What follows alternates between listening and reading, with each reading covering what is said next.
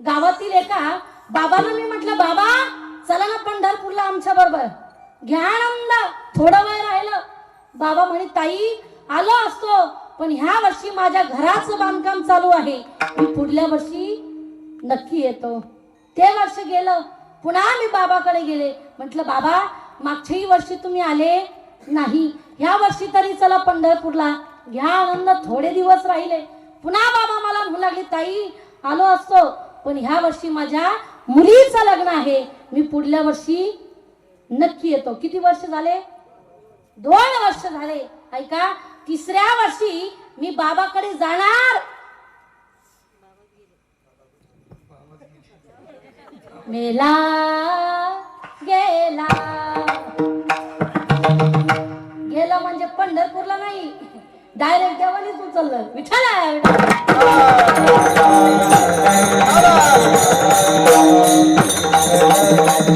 बघा बाबा, आपण कितीही सांगू लोकाला की परमार्थ करा, कथा श्रवण करा, पण लोक लय अवघड आहे बर का. शिवाजी महाराज, लोकांना आपण किती जरी म्हटलं की कथा श्रवण केल्याने उद्धार होईल, सुख मिळेल, समाधान मिळेल, पण लोक 2 तास भांडणं ऐकतील, पण कथा नाही ऐकणार. इतके डेंजर राहते. मागच्या महिन्यामध्ये माझी कथा होती पानेवाडीला. त्या ठिकाणी शेजारचे बाबा दुसऱ्या बाबांना म्हटले, का हो दादा चला ना कथा श्रवण करायला, राहते 3 तास सुंदर कथा आहे, चला. ते बाबा म्हणू लागले, आलो असतो, पण माझ्या शेतामध्ये मला जायचंय दारे धरण्याकरता, कथा काय कशाला श्रवण करू म्हणे. काय मिळणार ते श्रवण केल्यानंतर?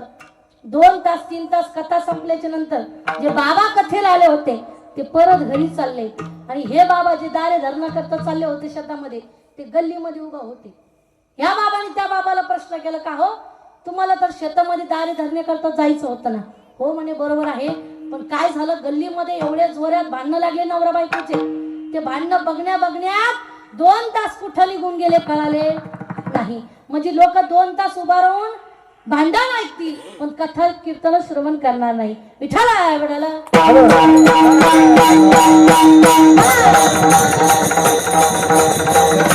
जोपर्यंत घरचे लोक काढून देत नाही बाबा, तोपर्यंत लोक परमार्थाला लागत नाही. आता आपल्या नगरीमध्ये काय कमी संख्या असेल का? तांदूळ वाटप चालू द्या, बघा तुम्ही कसे येतात पुढे.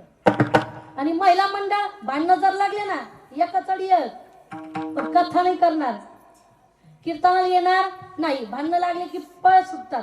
पण मला सांगायचंय, कथा श्रवण करा, कीर्तन श्रवण करा, पण जोपर्यंत घरचे लोक काढून देत नाही तोपर्यंत परमार्थ सुचत नाही. एका गावामध्ये मी कीर्तनाला गेले, जे कमिटी मंडळ होतं ते मला म्हणू लागले, ताई त्या समोरच्या वाट्यावरती बसण्याची तुमची व्यवस्था केली. मी त्या ओट्यावरती जाऊन बसले. म्हणलं आता कार्यकर्ते नाहीये, कार्यकर्ते काही काही ठिकाणी राहते खरंच, पण दादांचे आभार मानले तरी काही हरकत नाहीये. वैष्णव डॉक्टर साहेब, खरंच बाबासाठी एकदा जोरदार टाळ्या झाल्या पाहिजे. कारण बघा, ताईंनी मला सांगितलं, ताई एकट्याच होत्या, जर पंगत मिळाली नाही म्हणे तर आम्ही स्वतः घातली. बघा खरंच ताई, तुम्हाला जर सांगितलं ना, धन्य माता पिता तयाच्या, कुणाच्याही घरी संत जात नसतात, भाग्य लागतं. तुमचं भाग्य आहे की एवढे गुणवान मंडळी तुमच्या घरी आहेत बरं का. यांना सांभाळणं म्हणजे सोपं नाहीये.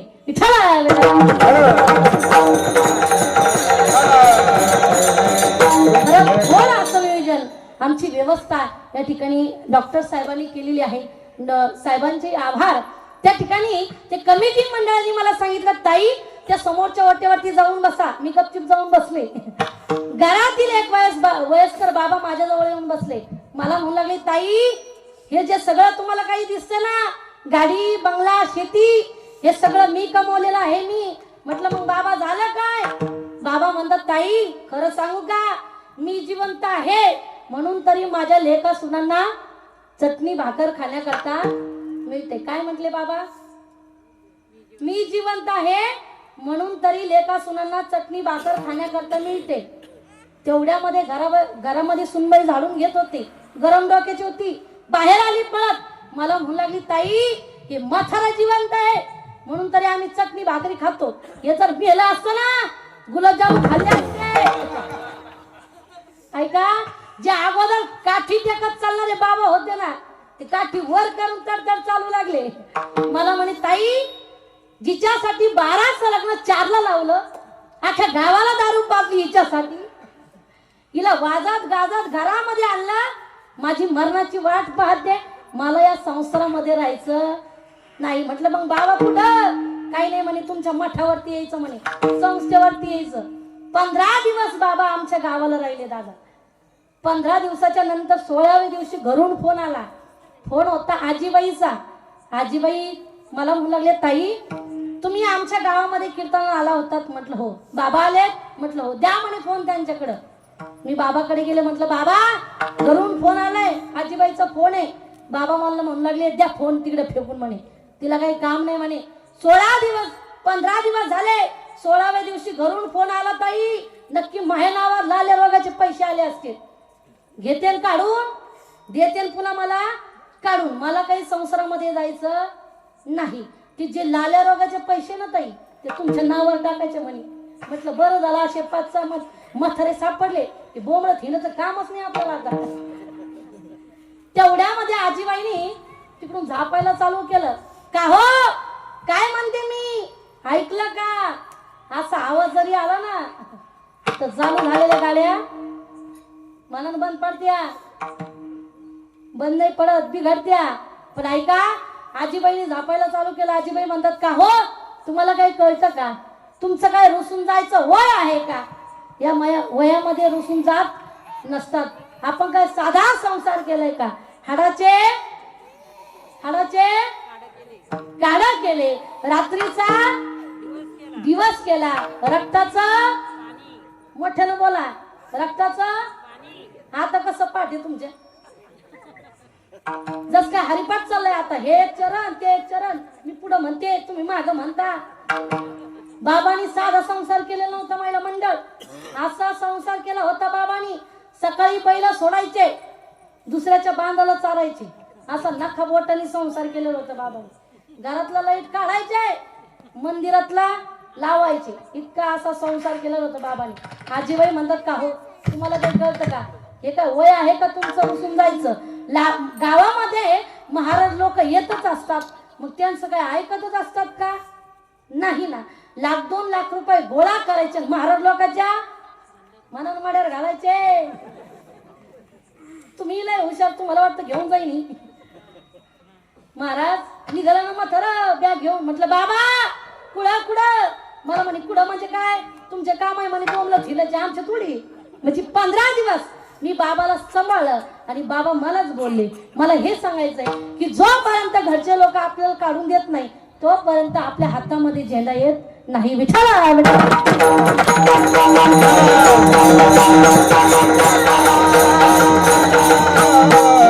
मला सांगायचंय, तुकोबाराय म्हणतात, सदा नाम घोष करू हरी कथा, तेने सदा चित्ता समाधान. बाबांनो, हे शरीर पुन्हा नाहीये, आता मिळालंय. कशा करता? देव दिला देह,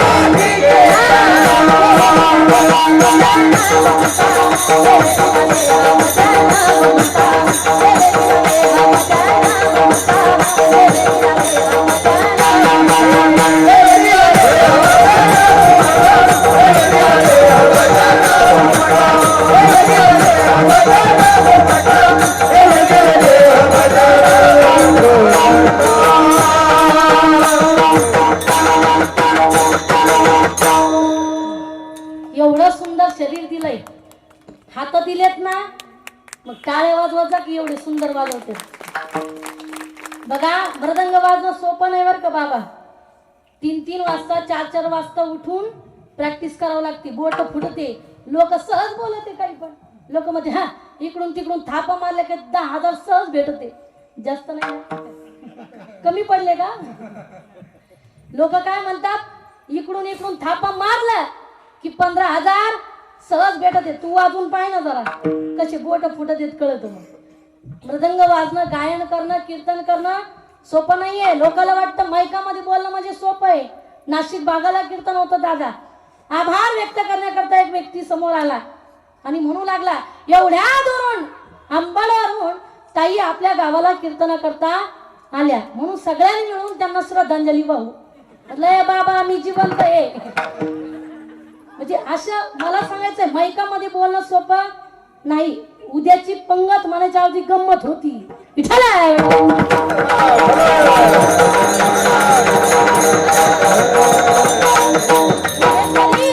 आपल्याला पुन्हा नाहीये, फक्त देवाला प्रार्थना करायची. जब तक सांसें चलेगी तुझको जाऊंगा चाह. जब तक सांसें चलेगी तुझको जाऊंगा चाह. मर भी गया तो भी तेरा लेता रहूंगा. मर भी गया तो भी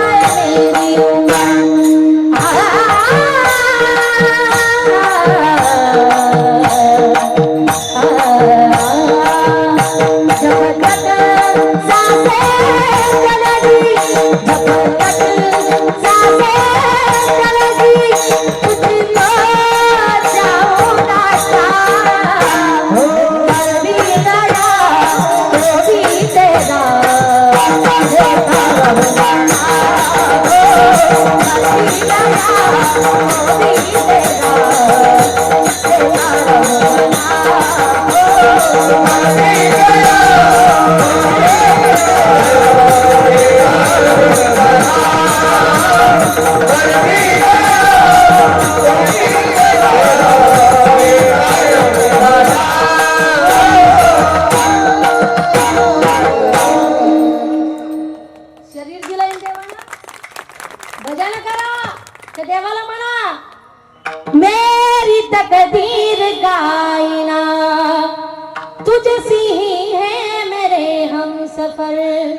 रब से है गुजारिश मेरी, तुझको लग जाए मेरी उम्र. तेरे नाम जब तक सांसें चलेगी तुझको चाहूंगा शाह. मर भी गया तो भी तेरा लेता रहूंगा ना. हो शरीर दिला ना देवाना, भजन करा. बघा पुरुष मंडळ एवढे सुंदर देवानी पाय दिले ना आपल्याला. कशा करता बोलता का? घेऊ सांगू आणू आता. कशा करता? फ्रेश बसा. डॉक्टर साहेबांनी सांगितलं असं तुम्हाला. माझं कीर्तन असं असतं, प्रेशर आणायचं नाही दिमागावरती, काळजावरती प्रेशर आणायचं नाही. माझं कीर्तन असं असतं, घाली लोटांगा म्हणजे तुम्ही म्हणतात पाय लावून ऐकायचं का? तसं नाही. फ्रेश बोलायचंय, बसायचंय. बघा देवानी शरीर दिलंय, सुंदर पाय दिले. कशा करता? कशा करता? दुकानात जायला नाही, तीर्थयात्रा करण्याकरता देवानी एवढे सुंदर पाय दिले. पण माणूस तीर्थयात्रा करत नाही. तरुणपणी माणूस पंढरपूरला जात नाही. डॉक्टर साहेब म्हातारपणी माणसाला वाटतं पंढरपूरला जाओ पत्ता हो गुडघे विठ्ठल विठ्ठल म्हणते विठ्ठल विठ्ठल.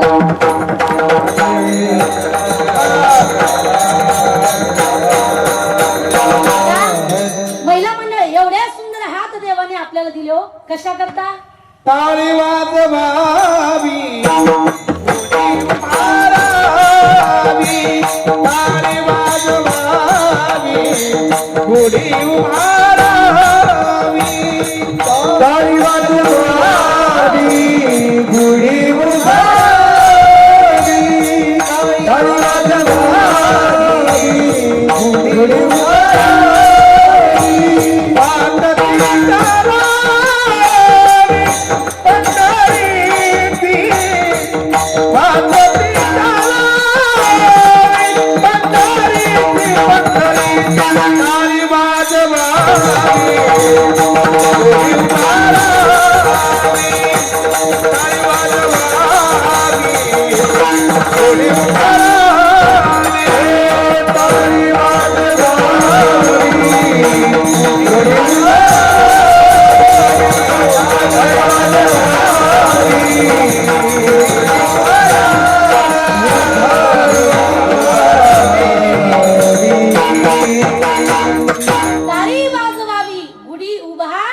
राहावी. महिला मंडळ एवढे सुंदर हात देवाने आपल्याला दिले ना. कशा करता?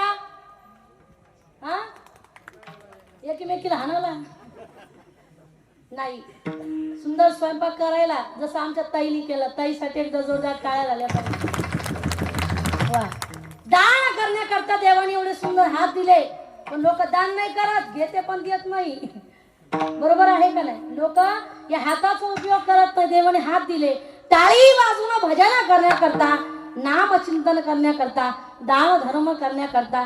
दान कुठं करावं माणसाला हे सुद्धा कळलं पाहिजे. नाही तर लोक कुठेही दान करतात. इथं दान करा तुम्हाला देव भरपूर देईल, पण लोक इथं दान नाही करत. बघा सुदाम ब्राह्मणाच्या घरी काही कमी होतं का? कमीच होतं अगोदर. तुम्ही नाही कथेतील सांगते बरं कमी.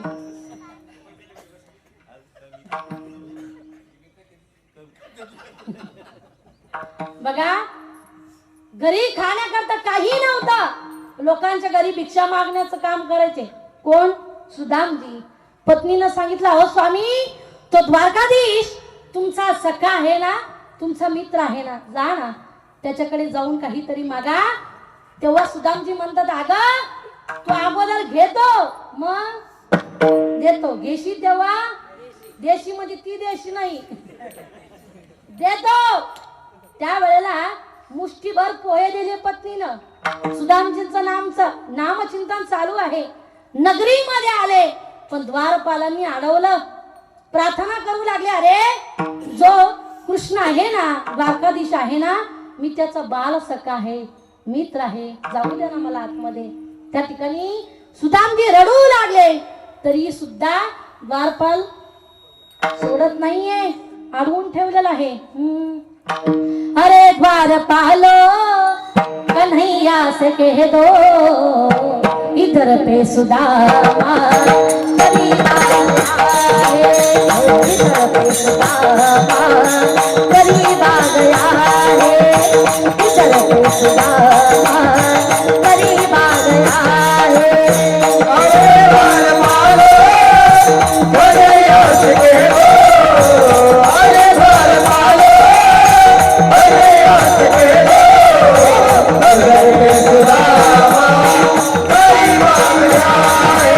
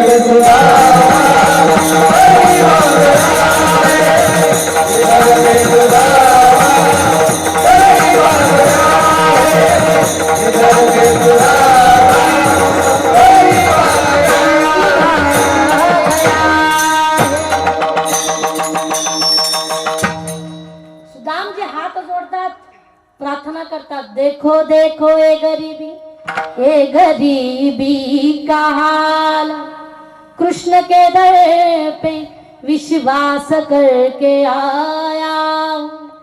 मेरे बचपन का यार मेरा शाह, यही सोच कर मैं आस करके आया। प्रार्थना करतात। सुदामचे नाव ऐकल्याबरोबर भगवान परमात्मा धावत आले, गाळा भेट घेतली। बघा, सुदामजीच्या घरी झोपडी होती, पण त्या झोपडीमध्ये देवघर होतं। आपल्या घरी ताळावर ताळे, पण ताळामध्ये घर नाही। विठाला विठाला